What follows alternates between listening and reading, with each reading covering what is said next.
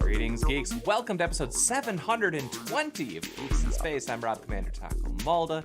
Joining me today doing a couple of double 360s, I have Rob Roseboom. What's a double 360? A 720.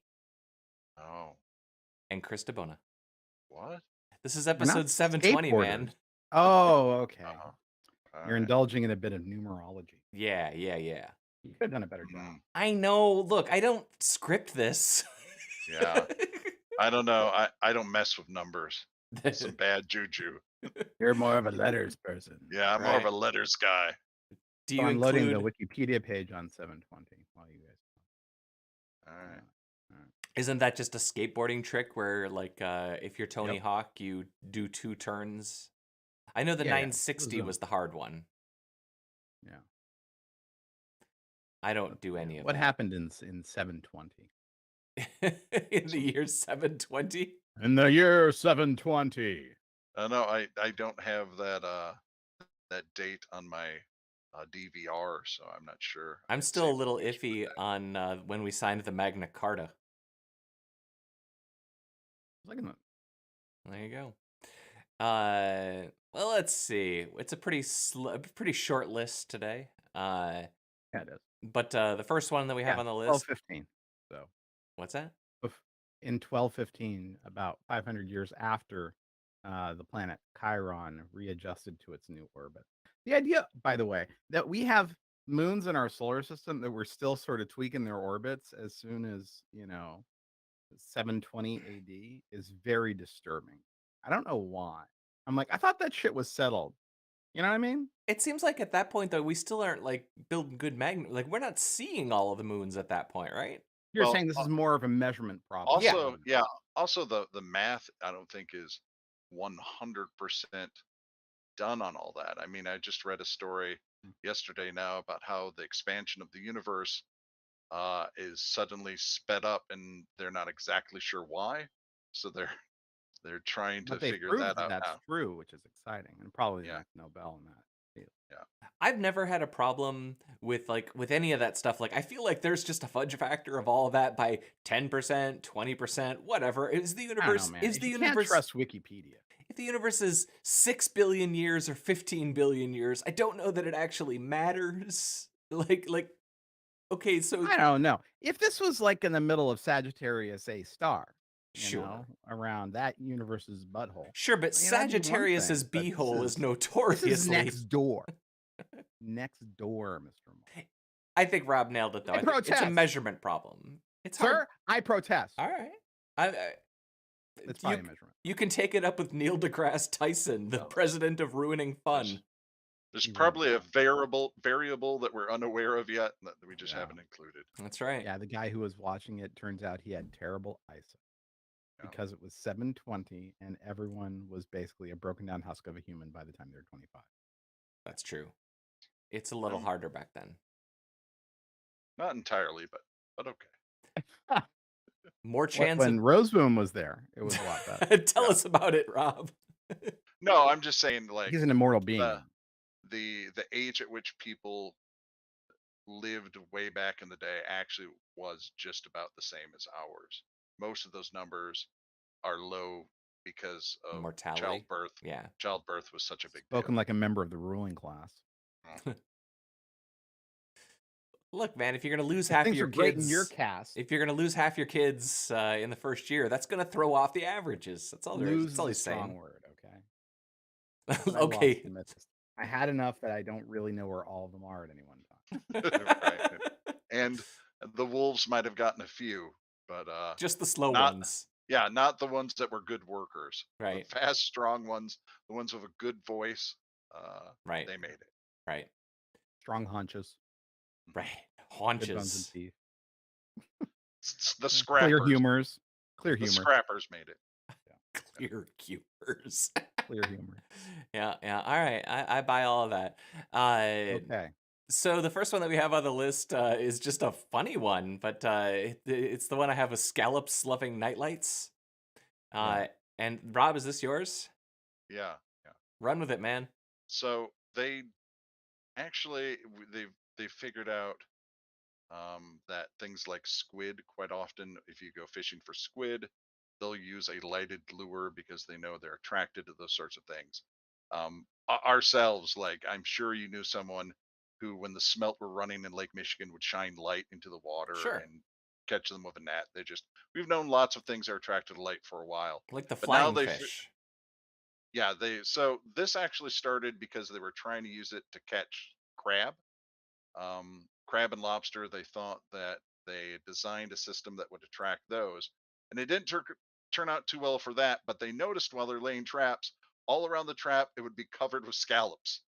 So they put down a camera and found that these scallops are attracted to light. And scallop fishing is one of the most environmentally hazardous or destructive, I should say, because the way you That's get them, not true. yeah, You it is. scrape the ground. You scrape the bottom. Okay. It's like oyster fishing in that way, except in oyster fishing you're required to put back some oysters. Mm. Scallops not so much. So they just Okay. go and they just wreck everything on the seafloor.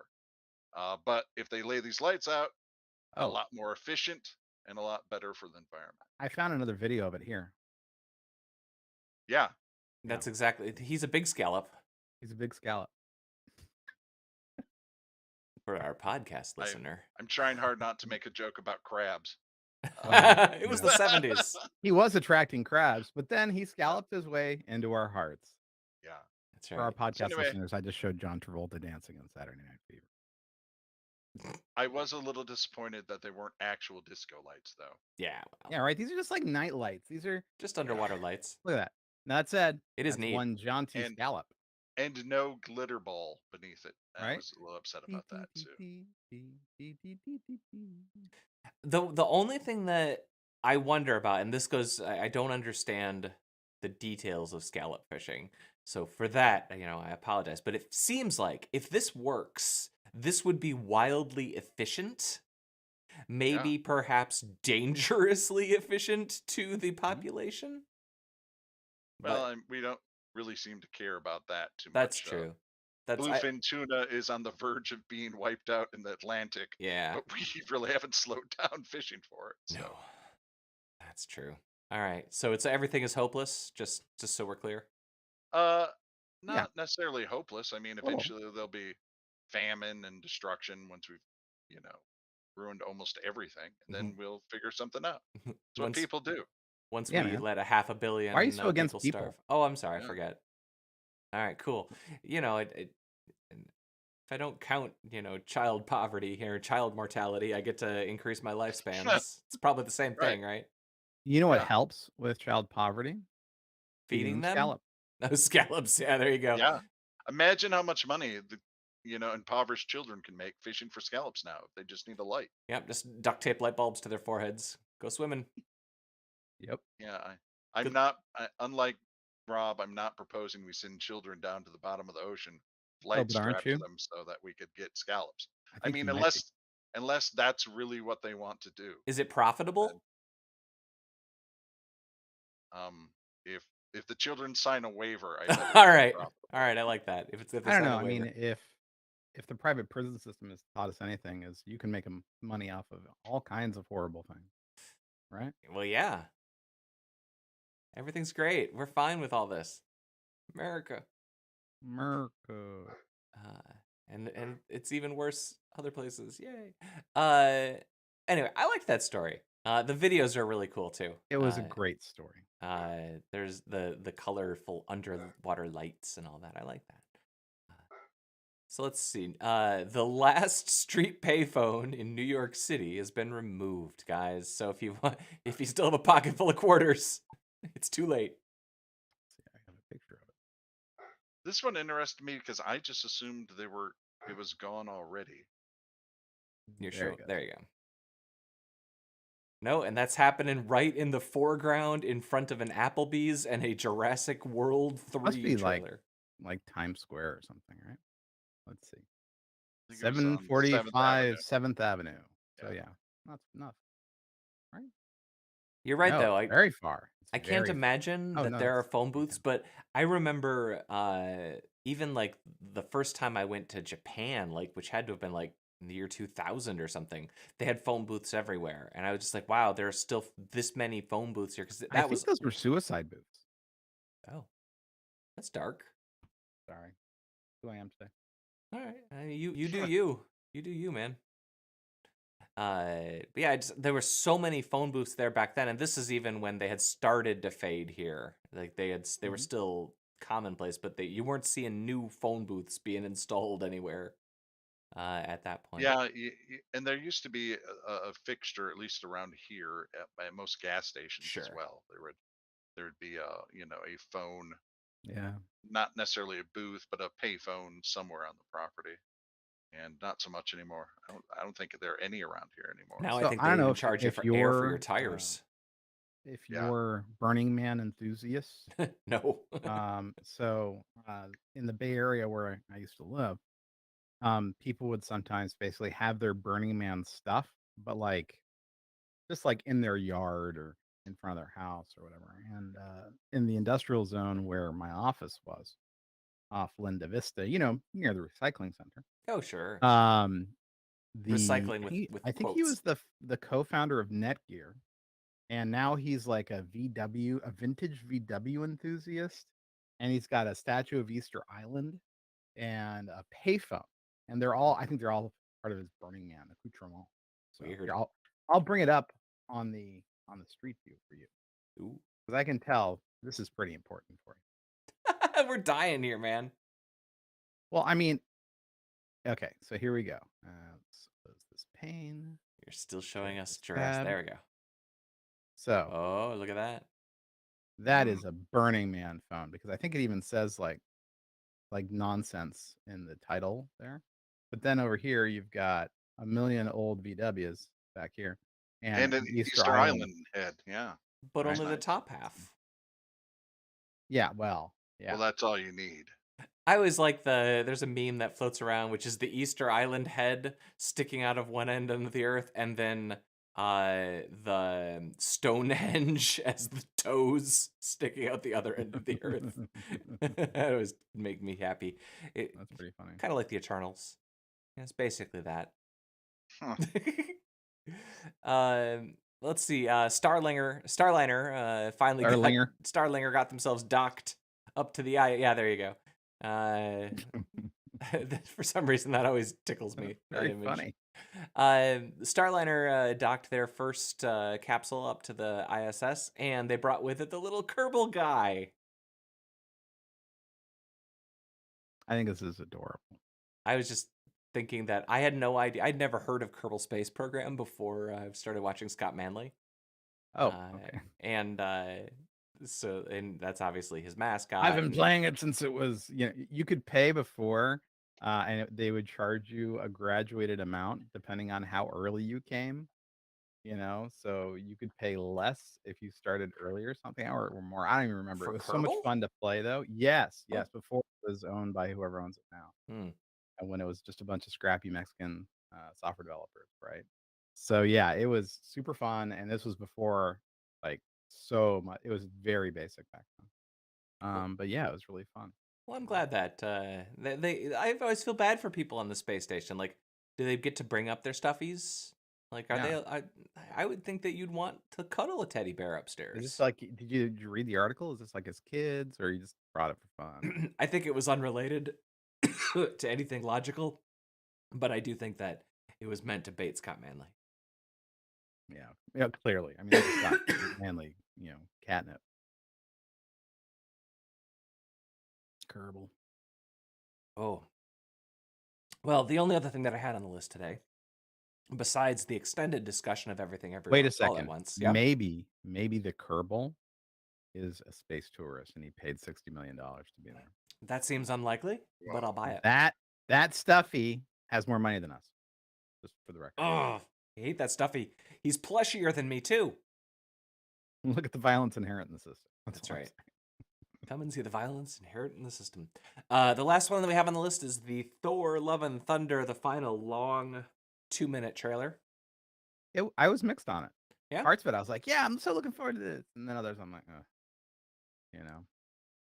Yeah, I haven't watched this one yet. Kind of dull. mean, Taika Waititi is a great Golden God, but it's like, Well, we yeah, do get to see both of the bad guys. yeah. We see Christian Bale and Christian Bale's in a rare form. yeah, wow. I assume there's some CGI there. I don't think he didn't lose the weight this time like he did for the Machinist. And He then didn't sit. He didn't sit underground for 2 years, so his skin would be that white. right. No, he's phoning it in now, man. Doesn't even care. Well, I'm all in. But I mean, I'll watch it. yeah, for I sure. haven't For seen sure. Multiverse of Horniness yet. Uh, dude, there's no Madness. horniness in the Multiverse of Madness. It's a shame. Maybe you're turned on by different things than Chris is. That's true. That's true. All right. That's actually why I wanted to start trying to recording on time today, because I was going to try to go see Multiverse of Madness again this afternoon on the IMAX, where there's only one other seat currently sold in the entire theater. That's crazy. That's fantastic. It is getting replaced, I think, this weekend by Top Gun Maverick. So this is my last chance to see it on the IMAX, and I try to do that. I'm looking forward tremendously. I don't know. I thought the trailer looked really good. I'm glad that we actually got to see a little bit of Natalie Portman doing something. Yeah. As opposed to the first trailer where she was only there to like be the punchline coda thing at the end. No, I've got no doubts here. I'm gonna have some fun. I don't have any expectations about it changing the universe. And I think that was the problem with Multiverse of Madness. We thought that Multiverse of Madness maybe would be bigger than it was, but it's actually kind of not. Turns out the multiverse isn't as big as you think it is. No, turns out Infinity is a little smaller than I was previously thinking. Yeah. So I didn't mean to stop in this frame, but he kind of looks constipated. Maybe his problem is he has gastrointestinal issues. That's plausible. That's why he's so angry. Maybe he's just really embarrassed about being in that last Terminator movie. Oh, yeah, that was a bad one. If his diverticulitis wasn't acting up, there wouldn't be a movie. That's true. Now I need to ask the most important question of all. Oh, no. Chris, did you watch Everything Everywhere All at Once yet? Oh, yeah, it's wonderful. Yeah, it was Rob we were waiting on. Oh, was it? Yeah. Rob, are you caught up? Yes, I watched the whole that's right. thing. You were saying something in the channel.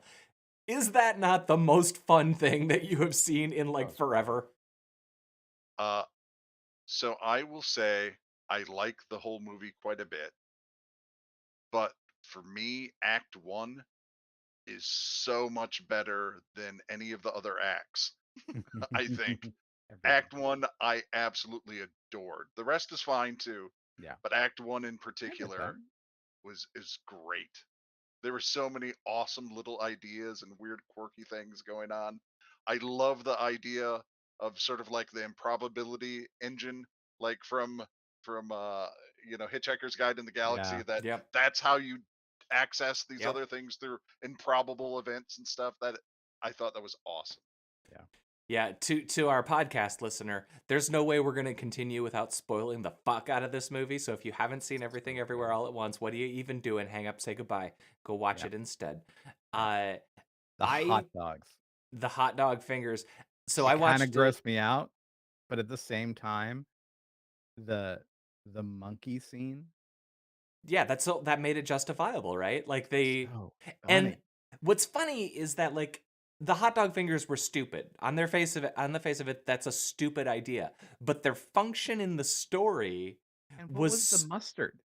I mean, let's not ask too many questions about where the mustard and ketchup, where the condiments are coming from. But their function in the story was great because that was the one time where they really backed up. That was the first time that they backed up in the flashbacks and showed you the monkeys. And you see that the hot dog hand monkeys defeated the regular human hand monkeys in the 2001 scene that they just knocked off. So you're referencing other films, classic sci-fi films. You're explaining visually the forking of the multiverse and like justifying all that. And then not only do you do all that, but you continue to pay that off by showing Jamie Lee Curtis's like arm brace on her feet. When they moved it to her foot, I was like, oh my God, that's so damn funny. I love the part where she staples the third eye to her freaking head. Yeah. And then you realize, oh, it's everybody. It's it's not just these people. Also, just for a moment, can we give a shout out to Jamie Lee Curtis Oh, for being an ex-sex symbol, right? She was a sex symbol for a long, long time, Oh yeah. and now she isn't concerned at all